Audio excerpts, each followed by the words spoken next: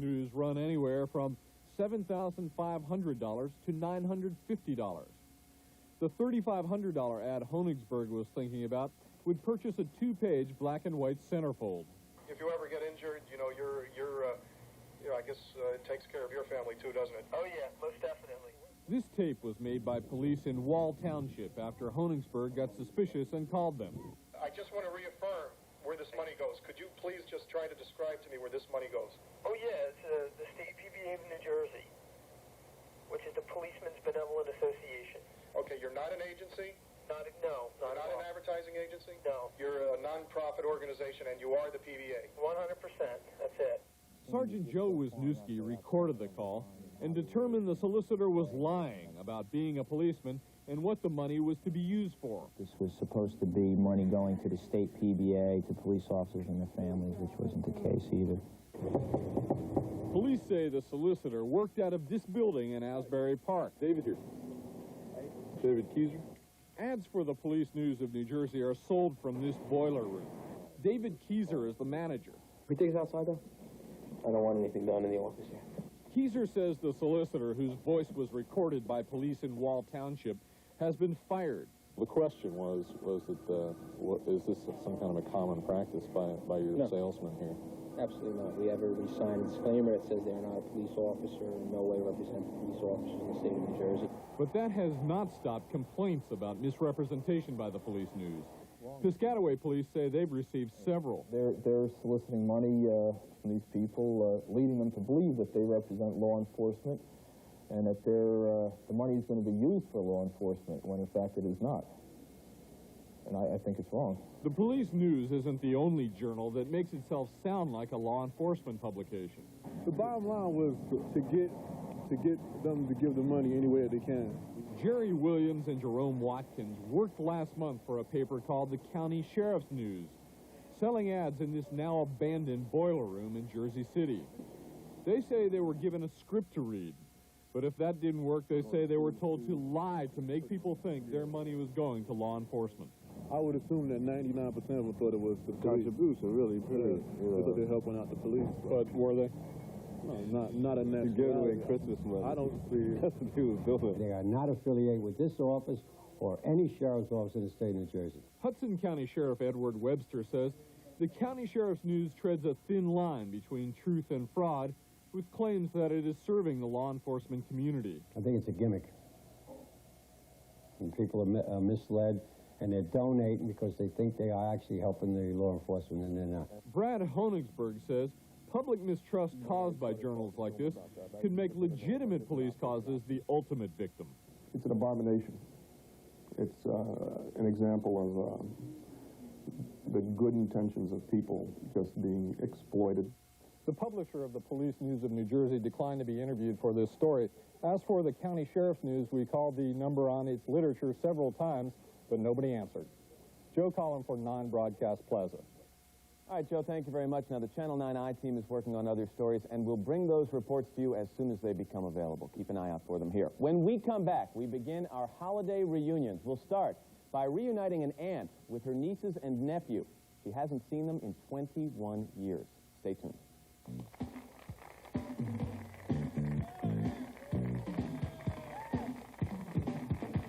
Coming up in the next hour of 9 Broadcast Plaza, after years of absence, loved ones are reunited right here in our studio, and the world premiere of Renee Hambley's music video.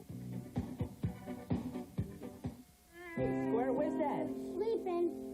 If Mom wasn't at Grandma's, she'd wake him up with Folgers. Even though she's not there, Hi, Mom. here's a chance to show you care. Really? When the aroma comes through, Dad'll be so proud of you. Wake up with Mountain Grown Folgers. Mountain Grown coffee has a richer aroma. The best part of waking up. I didn't know you guys knew how to make coffee. Folgers in your cup. Has this ever happened to you? What a mess. How about this? It doesn't wear as well as it tastes. That dress shirt and expensive silk blouse have had it. Or have they? Now there's a way to deal with the most difficult stains quickly, safely, and thoroughly. DD7. DD7 is a super concentrated formula that removes stains but won't harm fabric. Now where's the ink? Even this delicate silk blouse comes incredibly clean. And that's not all. Tar, iodine, blood, rust. DD7 gets rid of them all. Are your window shears dull and gray? A quick soak in diluted DD7 restores them to a like-new white. DD7 is a whiz on carpets, even upholstery. Think of the money you'll save. We've stained these hands with ink, iodine, and car grease. Just watch. DD7 and a little water instantly remove the stain, even from under the fingernails. And there's more. Imagine this is your washing machine. A red sock gets in with the whites. Everything turns pink. Ink from a broken pen, even iodine. A little multi-purpose DD7 in the final rinse, and it's goodbye to all those unwanted stains forever. Order your tube of DD7 today for just $14.95, or we'll double your order for only $5 more. That's 2 tubes for only $19.95. Enough to replace all these expensive cleaners at a fraction of the price. If DD7 doesn't work this quickly and easily for you, simply return the unused portion for a refund. Have your credit card ready and order now. Call toll free 1-800-356-3700. That's 1-800-356-3700. Or send $14.95 for 1 tube, or save $10 by sending $19.95 for 2 tubes, plus $4 shipping to DD7, Box 8989-R, Buffalo Grove, Illinois. That's DD7, Box 8989-R, Buffalo Grove, Illinois. Heard about your date. Oh, yeah? What was it? Broadcast over the PA? Yeah. Taxi rolls into Channel 9 weekdays at 6:30 and 11.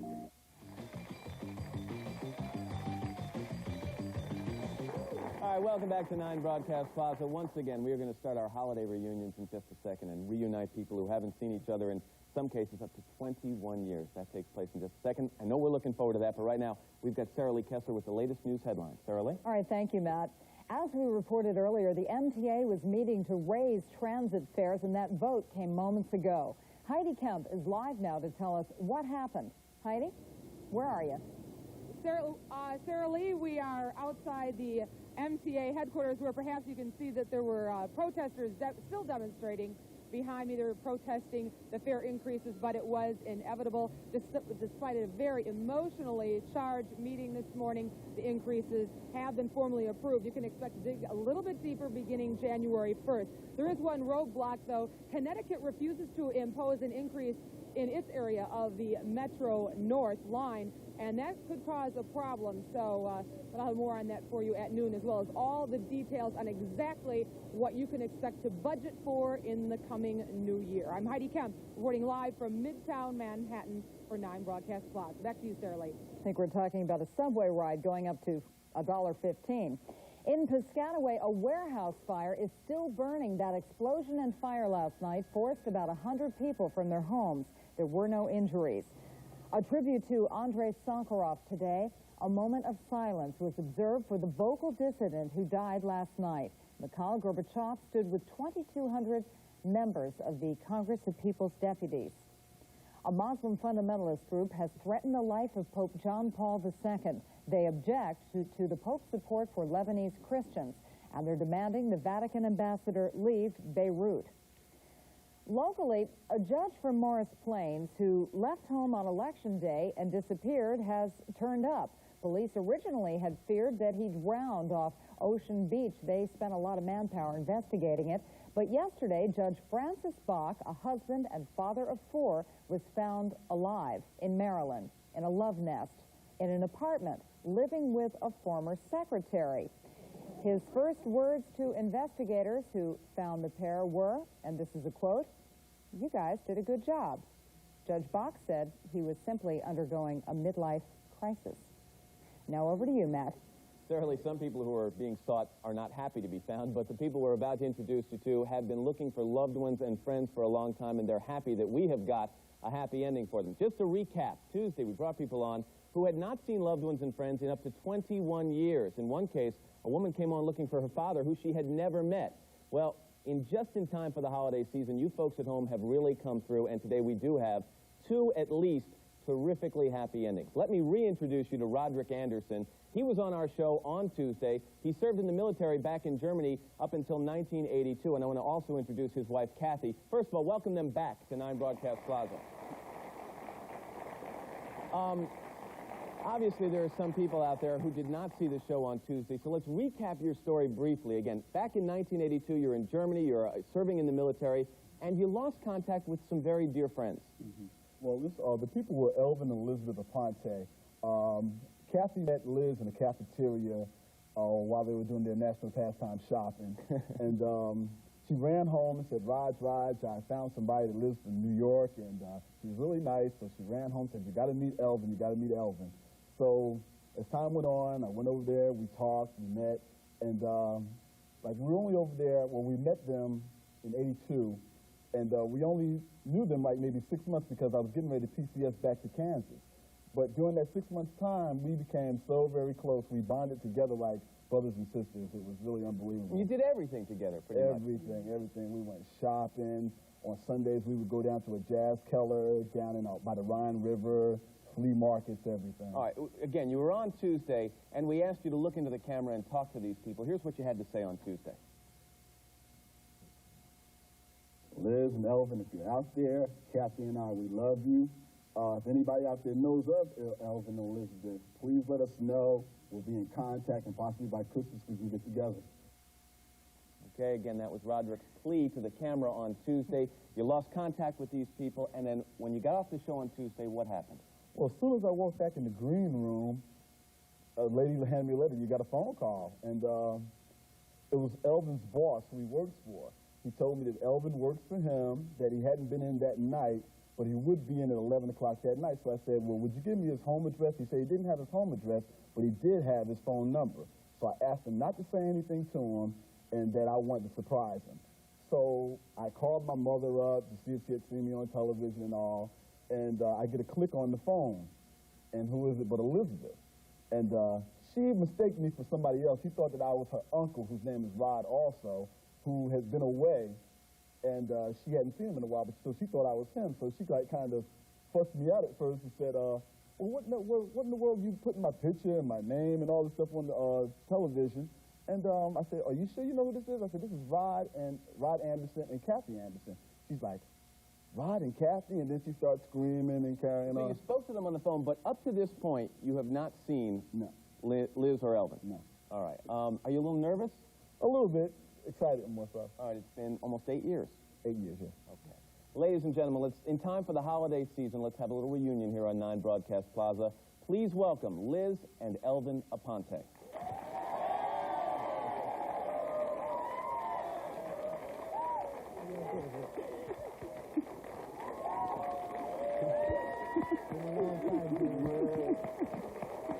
Oh, God. How you doing? Okay. Maybe we can have a Christmas dinner or something. Here, have a seat. Let me do this. Put the microphone on yourself. All right. You're a little nervous. Don't worry about it. You're entitled to be nervous, all right? First of all, can you believe that these two wacky guys went on television looking for you two? No, I couldn't believe it. How did you finally hear about this that they were looking?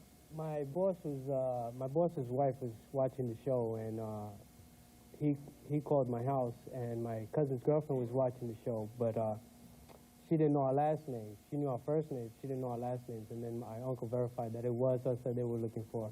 So we called the station real quick. What happened? In 1982, this guy leaves Germany, and you say, well, keep in touch. How did this drift apart? Well, we wrote to them in Jersey, to her mother's address, and then we also called Kansas, but somebody else was living in their apartment in Kansas, and we got no response from New Jersey. You'd already gone. You moved on to another address. Where do you live now? We live in Manhattan. So you're just across the tunnel here, and was it tempting though? I mean, you two had talked on the phone, or you couples had talked on the phone, and we said we'd like you to wait until today to see each other. Were you tempted to try and get together and at least, make sure you still liked each other? At least contact. I kept saying, when are we going to meet? We have to see each other, and they made us wait till today. These two have told such warm stories about the two of you. Have you thought about them very often? Yes, very, because they were going to baptize our son, who's 9 years old now. And I try to keep in touch. Like he said, when we got home back to New York, we tried calling Kansas, and they weren't there anymore. So, being in the Army, you do lose touch with a lot of friends. But So, did you ever meet the son? The son was what, just an infant? Well, yeah, he was 2 years old. Oh, he was 2 years old? Yeah. Have you seen him recently? Obviously not. No. Take a look right over there. What's your name? That's Jason Aponte right there. Nice to have you with us. I mean, we could call them aunt and uncle now, couldn't we? I mean, just for formality. Now, how are we going to make sure you four stay together and keep in touch? You five, I'm sorry. Well, I talked to Elvin on the phone, and he's talking about now he wants to go to California. So we're going to try to exchange addresses, maybe mount him in a wall or something. And well, we have the phone number, so we won't lose contact. No, that's keep in the touch. important thing. We'll meet sooner or later. As I said before, listening to Roderick talk about you two and the times in Germany, all I can say is we are thrilled that that at least somebody was watching and that you got in contact, and hopefully you'll stay together. We've got some kind of a symbol, but one for all of you here, all right? So pass those around. And from 9 Broadcast Plaza, the best for the holidays, and stay together, stay in contact. It's nice to see you all. Congratulations. All right. We keep going in a second, folks. When we come back, a woman who for 21 years has been looking for her nieces and her nephews. She'll see them for the first time in about 2 minutes right here. Stay with us. These are happy reunions, but there are still others looking for loved ones. Lillian Lehrman's daughter, Jacqueline, is 35 years old now, but Lillian hasn't seen her in about 10 years. Jacqueline has brown hair and brown eyes. She is 5 feet 3 inches tall and very thin. If you have any information on Jacqueline, please call 718-945-4757. Pablo Ruiz hasn't seen his daughter in 18 years, but Julia Ruiz Rodriguez wants to see him again. Pablo is 6 feet tall, has black hair and an olive complexion. He's about 40 years of age. If you have information on Pablo Ruiz, call 718-376-3063. Conrad Hilton has been missing for 3 years. Conrad is 24 years of age. He was last seen in Penn Station in Newark, New Jersey. He is 5 feet 6 inches tall. He has black hair and brown eyes. Conrad's mother, Thomasino Oliver, wants her son to know that she loves him. If you have information on Conrad Hilton, please call 201-925-9282. If you suffer from any of these medical problems, a contoured chair with optional heat and massage may help. I'm Art Linkletter, and I'm concerned about these health problems. That's why I want to mail you this free contoured chair catalog. You see, contoured chairs are orthopedically designed to provide the kind of firm support you need to help reduce pressure on your legs, thighs, hips, and back, and to raise your legs above your heart. All you have to do is press this button. If you're concerned about your health, get free facts by mail about Contour. Find out about the marvelous relaxation that comes from the proper positioning of your body. Let me mail you this free Contour chair catalog, filled with details on the health benefits Contour chairs provide. Call me to get this important free information by mail now. Call 1-800-445-3000. That's 1-800-445-3000 toll free. Call 1-800-445-3000. If you ran a business, which would you hire? A good typist or a good typist who can also use a computer word processor that does routine record keeping at computer speed? At Apex Business School, you learn the skills you need to get a job and move up on the job all in 6 months. And you get a computer of your own to keep. Call us. Find out about financial assistance towards your training you may be entitled to from the government. And see our job placement records. 242-0505. These days, everyone's going back to the future, where people are looking at the world through very different glasses. Now bring part of Back to the Future back with you. Drop by any Pizza Hut restaurant and get a pair of futuristic solar shades, inspired by the movie Back to the Future Part 2. Only $1.99 with any Pizza Hut pizza. Collect a different pair each week while supplies last. Solar shades from Pizza Hut.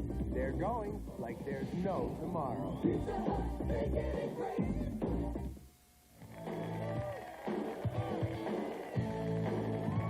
Welcome back again, folks, to 9 Broadcast Plaza. I feel like a matchmaker here. We're continuing now. Betsy Chess was on our show on Tuesday, and her story is a little bit more complicated than the Anderson story.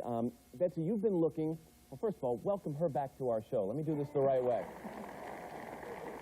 Almost forgot my manners there. I'm nervous, too. You have been looking for two nieces and a nephew that you haven't seen in 21 years. Now, these are the children of your brother who passed away 21 years ago. When was the last time you saw them? At my wedding in August of 1968. Okay, they came up They came up to the wedding, and we left on good terms. You know, goodbye, hugs, kisses. We'll keep in touch. And that was the last time we ever saw them. And we never had any idea why it happened. It's been extremely painful to all of us, particularly, I think, my mother, because it was her son, and these were her son's children. Her and grandchildren. her grandchildren. They were taken away from her. You know, we were robbed of their childhood. Well, now, you did look for these children? We went to detective agents and to the police. And basically we were told that it would be virtually impossible to get hold of them because of their age, that if the mother refused to tell us where she was, we could not be told. Again, we heard parts of this story on Tuesday, and you did ask if they were watching or if someone was watching for at least some help. Here's a little piece of what you said on Tuesday. So it's been 21 years since you've seen two nieces and a nephew. And my mother, this is my mother's children, my mother's son's children. She's 80 years old now. She's in very good health, but I've reached a point, all of us, that we just feel that this is awful. These are my mother's grandchildren, my nieces and nephews. They deserve to know that they have a living grandmother who loves them, and aunts and uncles and cousins that they don't even know exist. I'm afraid that maybe she's changed their last name, that she's told them that we died. I mean, I don't know. The circumstances are certainly uncertain at the moment. What happened when you left the show on Tuesday? Well, my sister-in-law Joanne and I left separated, and Joanne said to me, "Oh, I can't wait till you go home and see what's on your tape." And I said, "Oh, yeah, there's really going to be a message on the tape." I got home, and there was a message saying, "I'm looking for Betsy Chess. I understand she's looking for Kimberly Bosch."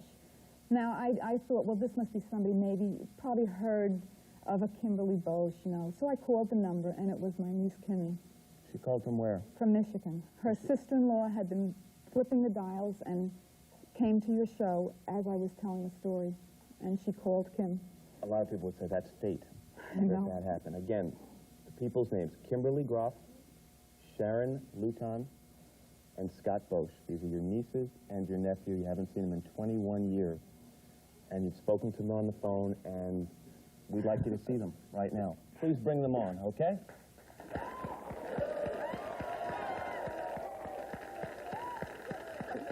Oh, don't forget, your mic's up. Your mic's up.